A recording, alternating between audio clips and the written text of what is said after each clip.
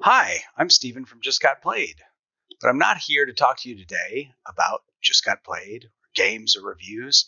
I'm here to talk to you about the Jack Vasel Memorial Fund. So, the Jack Vasel Memorial Fund was founded in 2011, and I'm a volunteer for the fund. It's a charitable organization, and the purpose of the organization is to help members of the gaming community who have suffered a personal hardship.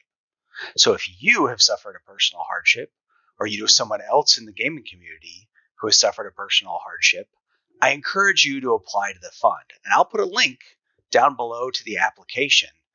You fill out some information, someone from the fund will contact you, will explain the criteria, the board will discuss, and hopefully the fund can provide assistance for you.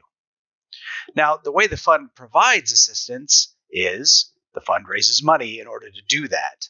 And one of the main things that the fund does every year to raise money is an auction that is run on BoardGameGeek.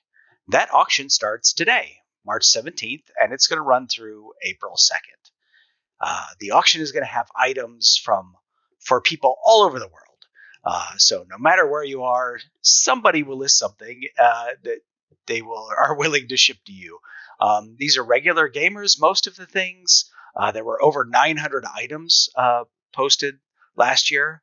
A lot of them were games, but there have also been a lot of other unique things posted over the last several years that we've been doing this. So I'm going to show you some items from the last few years just to give you an idea of how all this works. So every year, the first item is from Tom Vasel, and it is a mystery box. And this is almost always the most popular item out there. You don't know what's going to come in it, but people bid very high for charity. And you can see here's some last year what the person received. You can see there's a sampling of the things there. So again, you're going to see this again in the auction right there at item number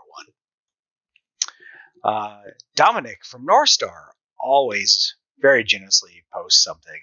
So you can see this North Star bundle he posted last year. It had everything, cited if you want, promos, just so many things. And look, they'll pay to ship anywhere in the U.S. and up to $50 to anywhere else.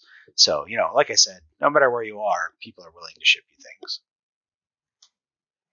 All right, some more games. Look at this from Alan Armoon himself. Just a huge bundle of Ticket to Ride stuff, right? I didn't even know that there was a Ticket to Ride Poland. So anyway, and then, the Ticket to Ride 10th anniversary is pretty hard to get a hold of. And this was before the 15th anniversary even came out, I think. So you can see, this was back in March of 2021. This one I particularly enjoy seeing this in the auction every year, because this is someone who actually applied to the fund for help and received it.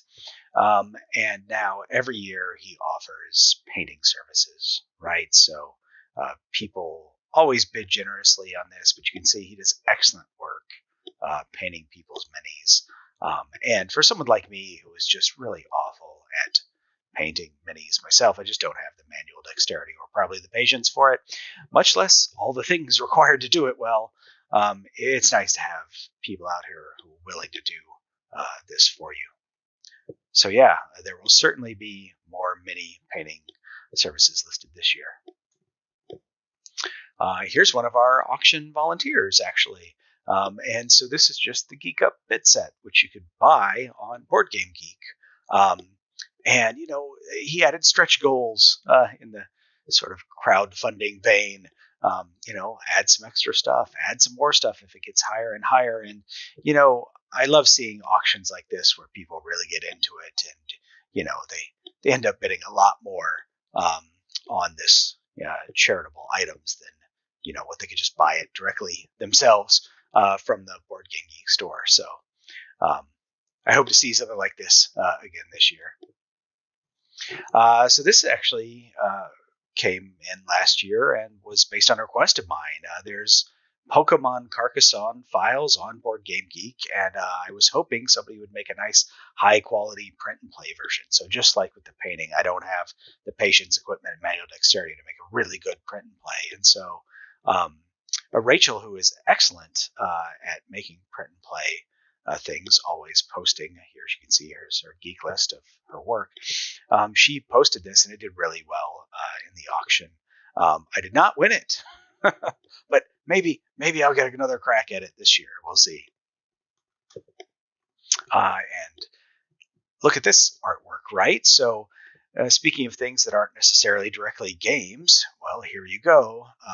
This is just a beautiful artwork. I believe she takes magazines and cuts them up and makes this. And this is Root. This art is for Root. So this is from a little further back, 2019. But you can see that people get sort of creative in the items they list. Here is a game cafe that has some custom Dominion turntables that they use in their game cafe, and now they offered one of them in the auction back in 2019. So if you were a big Dominion fan, this was probably an excellent thing that you wanted to bid on. So back in the print and play vein again, this is a print and play version that was blessed by the designer, right? I think there were only 200. Yeah, here we go. 200 of these ever made, but the designer authorized another 2 be made as print and play versions. And one of them was offered here. So this is number 202 of a limited edition of 200, so which is kind of funny. But knowing this is sort of a grail game, Keywood is a grail game for a lot of people. A copy of this game sells regularly for over $1,000 now. So it is a collector's item. So having a print and play version of it was, a nice thing that somebody was able to offer. And that was back in 2018. And, sometimes there are things that are just experiences listed. So, hey, maybe you wanted to play a game with a bunch of these guys at Gen Con. Well, back in 2017, you had an opportunity to do that. So, again, there's print and play stuff, other crafty stuff, experiences, mystery boxes, and just tons of games, hundreds of games and promos and gaming accessories. So these are the kind of things that you can find in the auction. Almost all of these things go for a premium dollar value because people are bidding for charity. But if you're looking for something interesting and want to support a good cause, you should come check out the auction. So I will put a link to the auction in the comments below. The auction went live today, March 17th, and again is going to run through April 2nd. So please do come check it out. There are other ways to support the fund, of course. So if you don't feel like bidding on any of those items on BoardGameGeek, one easy way that you can support the fund is when shopping at Amazon. If you go to smile.amazon.com, Amazon will actually take a portion of some of your purchases and donate that to charity. I encourage you to do that for all of your Amazon shopping. And I also ask that you consider selecting Jack Vasel Memorial Fund as your designated charity when you do that. Also, Humble Bundle. Humble Bundle, when you buy something from their store or even one of their other bundles, generally there's a default charity that each purchase is set up to support.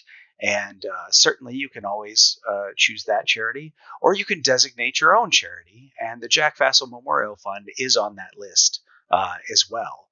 So you can support the fund that way.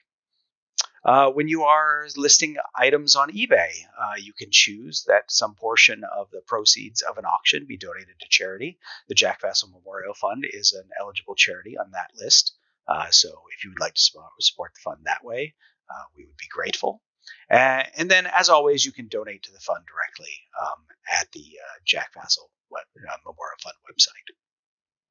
All right. Well, thank you, everybody. If you have any questions about the auction, if you have any questions about the fund itself, you can post on BoardGameGeek, or you can post in the comments here, and I will be happy to answer your questions. Thanks, everybody.